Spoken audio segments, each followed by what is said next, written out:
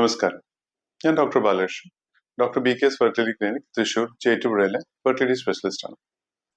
ഇനി ഞാൻ സംസാരിക്കാൻ പോകുന്നത് ബീജങ്ങളുടെ കൗണ്ടിനെ പറ്റിയിട്ടാണ്.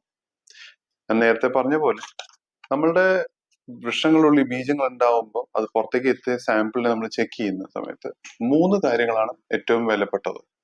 ഒന്ന്, അതിന്റെ കൗണ്ട്. നമുക്ക് മിനിമം ഒരു 15 മില്യൺ കൗണ്ട് വേണം. നല്ല അനക്കം, മുന്നോട്ട് പോകുന്ന ബീജങ്ങളുടെ സംഖ്യ മിനിമം ഒരു 32% വേണം. 4% നല്ല ആരോഗ്യം വേണം. ഇന്നിപ്പോ ഞാൻ അതിലെ കൗണ്ടിനെ പറ്റിയാണ് സംസാരിക്കാൻ പോകുന്നത്. ഇതിൽ ഞാൻ പറയുന്ന പോലെ വേൾഡ് WHO സ്റ്റാൻഡേർഡ് അനുസരിച്ച് 15 million count, minimum 15 million count ഉണ്ടെങ്കിൽ സാമ്പിൾ നല്ലതെന്ന് നമ്മൾ പറയും. അതിന്റെ അർത്ഥം 15ന് മുകളിലേക്ക് തീർച്ചയായിട്ടും കിട്ടും, 15ന്റെ താഴെ തീർച്ചയായിട്ടും കിട്ടില്ല എന്നല്ല. സാധ്യത കുറഞ്ഞു പോകും. ഇപ്പോ ഇവൻ 5 മില്യൺ, 6 മില്യൺ, 8 മില്യൺ ഉള്ള കൗണ്ടിന് പ്രഗ്നൻസി കിട്ടിയിട്ടുണ്ട് നോർമലായിട്ട് തന്നെ. എത്ര പേർക്ക് കൗണ്ട് 20, 30, 50, 100 മില്യൺ ഉണ്ടായിട്ടും പ്രഗ്നൻസി ഇല്ലാതെ പോയിട്ടുണ്ട്. അപ്പോ കൗണ്ട് ഇമ്പോർട്ടന്റ് ആണ്. പക്ഷെ ഈ കൂട്ടത്തില് ഏറ്റവും വിലപ്പെട്ടത് അനക്കവും ആരോഗ്യമാണ്. അതിനെപ്പറ്റി ഞാൻ മുന്നോട്ട് പറയുന്നുണ്ടാവും.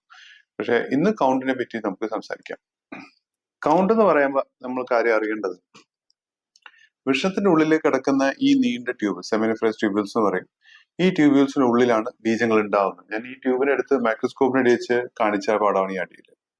ഇതിൽ ഈ കാണുന്ന കറുത്ത വട്ടങ്ങൾ ബീജങ്ങൾ ഉണ്ടാക്കുന്ന സെറട്ടോലി സെൽസ് പറഞ്ഞ സെൽസ് ആണ്. ഈ സെൽസിൽ നിന്ന് ബീജങ്ങൾ ഉണ്ടായാണ് പുറത്തേക്ക് ഈ വൃഷത്തിനുള്ളിൽ വന്ന് മുകളിലെ നീണ്ട വഴി കൂടെ കടന്ന് ലിംഗം വഴി പുറത്തേക്ക് എത്തുന്നത്.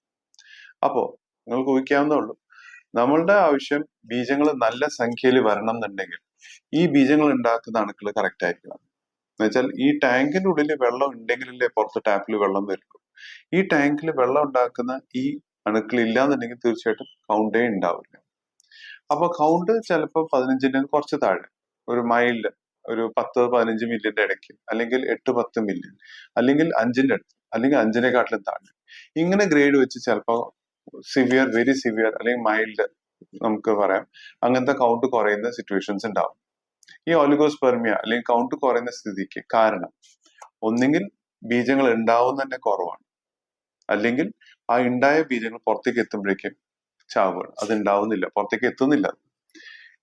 ഇതിന് കാരണങ്ങൾ എന്തായിരിക്കാം? ബീജങ്ങൾ ഉണ്ടാവുന്നതിന്റെ കുറവാണെങ്കിൽ ചിലപ്പോൾ ജന്മനാൽ ചില ആൾക്കാർക്ക് ഈ ബീജങ്ങൾ ഉണ്ടാക്കുന്ന അണുക്കൾ ഉണ്ടാവില്ല. അങ്ങനെയാണെങ്കിൽ വൃക്ഷങ്ങളുടെ ആരോഗ്യം തന്നെ കുറവായിരിക്കും, അവർക്ക് ബീജങ്ങൾ ഉണ്ടാക്കുന്ന കഴിവേ ഉണ്ടാവില്ല. കൗണ്ട് ചിലപ്പോൾ 0 അല്ലെങ്കിൽ ജസ്റ്റ് 1-2 ബീജം വല്ലപ്പോഴും ഒന്ന് ചിലപ്പോൾ കിട്ടിയെന്നിരിക്കും. അങ്ങനെ ഒരു സാധ്യത. രണ്ടാമത്തെ സാധാരണ കാണുന്ന കാര്യങ്ങൾ എന്താണെന്ന് വെച്ചാൽ, ഈ ബീജങ്ങളെ കൊല്ലുന്ന എന്തെങ്കിലും കാരണം നമ്മുടെ ശരീരത്തിലുണ്ടാവും. അതിൽ വലിയൊരു കാരണം ഷുഗറാണ്. ഷുഗർ ഭയങ്കര കൂടുതലായിട്ട് അത് കൺട്രോളിലായിട്ട് വെച്ചിട്ടില്ലെങ്കിൽ തീർച്ചയായിട്ടും ബീജങ്ങളെ കൊല്ലും. ഭയങ്കര ശുക്ലത്തിലെ ഇൻഫെക്ഷൻസ്, മൂത്രത്തിലും ശുക്ലത്തിലും വരുന്ന ഇൻഫെക്ഷൻസ് ഈ ബീജങ്ങളെ കൊല്ലും. മൂന്നാമത്തെ ഒരു കാരണം പറയാവുന്നത് സ്മോക്കിംഗ് അല്ലെങ്കിൽ ആൽക്കഹോൾ. അത് വളരെ ചെറിയ അളവിലല്ല, കുടി ഭയങ്കര കൂടുതലാണെങ്കിൽ. ഇപ്പൊ നിങ്ങൾ ഈ കാണുന്ന വീഡിയോയിലെ ഒരു വീഡിയോ ഉണ്ട്. ഇതിൽ നമ്മളുടെ ഈ സാമ്പിള് ഒരു 3-4 മാസത്തെ ഗ്യാപ്പിലാണ് നമ്മൾ എടുത്തിരിക്കുന്നത്. ഈ സാമ്പിളില്, ആദ്യത്തെ സാമ്പിളില് 1-2 മില്യൺ ബീജങ്ങളേ ഉള്ളൂ. പുള്ളി ഭയങ്കര കുടിയായിരുന്നു. ആ സമയത്ത് ബീജങ്ങൾ ഭയങ്കരമായിട്ട് കുറഞ്ഞു പോയി. പുള്ളി കുടി നിർത്തി കഴിഞ്ഞിട്ട് കഴിഞ്ഞ ഡിസംബറിൽ എടുത്ത വീഡിയോ ആണ്. അതിൽ നിങ്ങൾക്ക് കാണാം ഈ 1 മില്യൺ എന്നുള്ളത് ഒറ്റയടിക്ക് 40-45 മില്യണിലേക്ക് ഇമ്പ്രൂവ് ചെയ്തു. തീർച്ചയായിട്ടും അതിന് കുടി മാത്രമായിരുന്നു അവന്റെ മെയിൻ ശല്യം. അത് മാറ്റി കിട്ടിയത് നമ്മളെ ബീജങ്ങൾ ശരിയായി.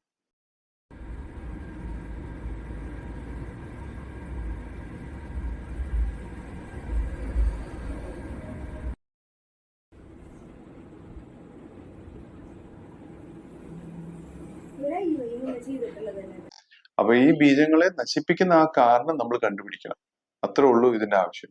ഈ അനക്കം കൂട്ടാണ്ട കാര്യങ്ങളെക്കാട്ടിലും ഈ കൗണ്ട് ഉണ്ടെങ്കിൽ നമുക്ക് വേറെ എന്തെങ്കിലും ചെയ്യാൻ പറ്റുള്ളൂ. കൗണ്ട് വളരെ കുറവോ 0 ആണെങ്കിൽ പിന്നെ നമുക്ക് ബാക്കി ഒരു അടുത്ത പടിയിലേക്ക് കയറാൻ പറ്റില്ല.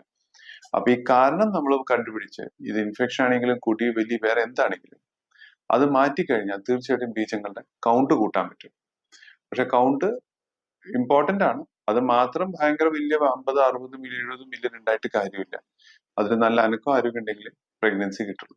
പക്ഷെ ഈ പറഞ്ഞ കാര്യത്തിന് കാരണം നമ്മൾ കണ്ടുപിടിക്കുക. അപ്പൊ ഇതിന് പ്രത്യേകിച്ച് ഒരു മരുന്ന് തന്നിട്ട് വേഗം കൗണ്ടിന് കൂട്ടാൻ പറ്റില്ല.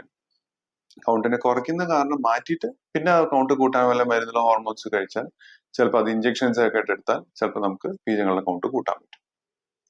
ഇനിയും നിറയെ സംശയങ്ങൾ ഇതിനെ പറ്റിയിട്ടുണ്ടാവും. തീർച്ചയായിട്ടും ഇത് കോമെന്റ് ബോക്സിൽ ഇട്ടാൽ ഞാൻ അതിന് ഉത്തരം തരുന്നുണ്ടാവും. അല്ലെങ്കിൽ നമുക്ക് നേരിട്ട് കാണാം. Thank you.